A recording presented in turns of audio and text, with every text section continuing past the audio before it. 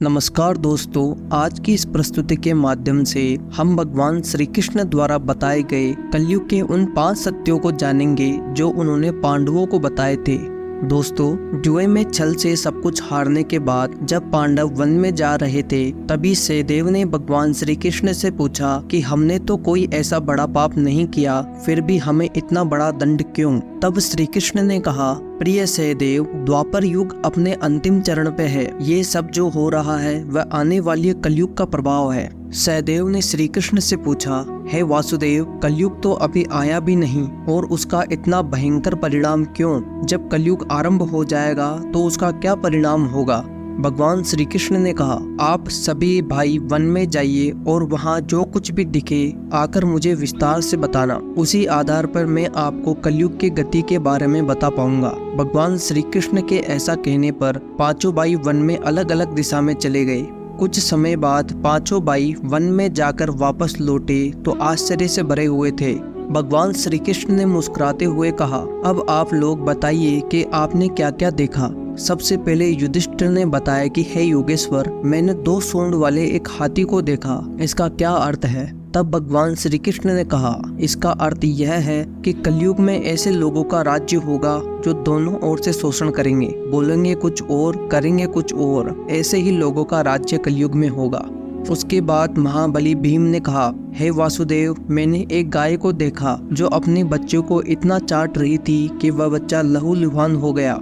इस प्रश्न का उत्तर देते हुए श्री कृष्ण ने कहा, इसका अर्थ यह है कि कलयुग का मनुष्य अपने बच्चों को आवश्यकता से अधिक लाड प्यार करेगा। उनकी अपने संतानों के प्रति माया और ममता इतनी बढ़ जाएगी कि उनकी संतानों को अपने विकास का अवसर ही नहीं मिलेगा। कलयुग में माता पिता अपनी संतानों को परिवार की मोह माया में बांध कर रखेंगे, जिसके कारण उनका घर मोह माया में ही बर्बाद हो जाएगा। किसी दूसरे का बेटा घर छोड़कर साधु बनेगा तो हजारों व्यक्ति उसके दर्शन करेंगे, किंतु यदि अपना ही बेटा साधु बनेगा तो रोएंगे कि मेरे बेटे को क्या हो गया।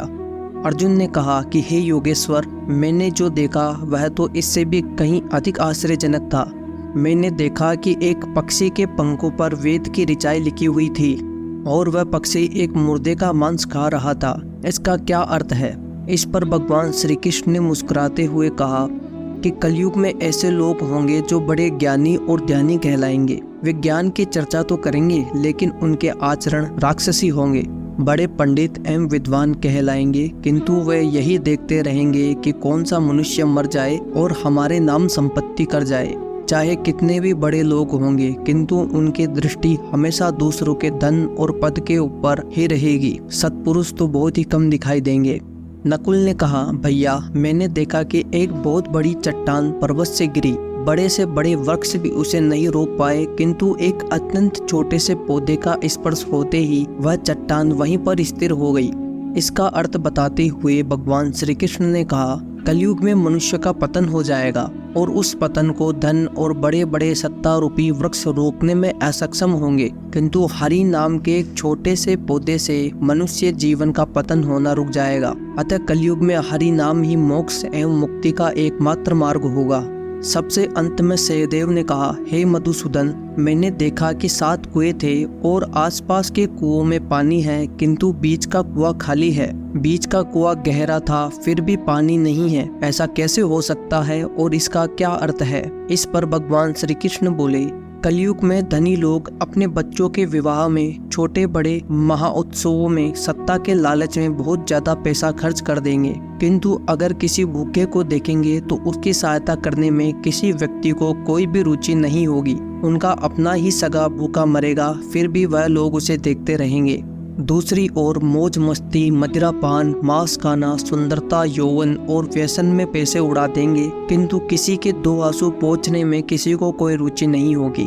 कहने का तात्पर्य यह है कि कलयुग में अन्न के भंडार होंगे, लेकिन लोग भूख से मर जाएंगे। पर जो लोग ऐसी आदतों से दूर रहेंगे, उस पर कलयुग का नहीं बल्कि परमात्मा का प्रभाव होगा।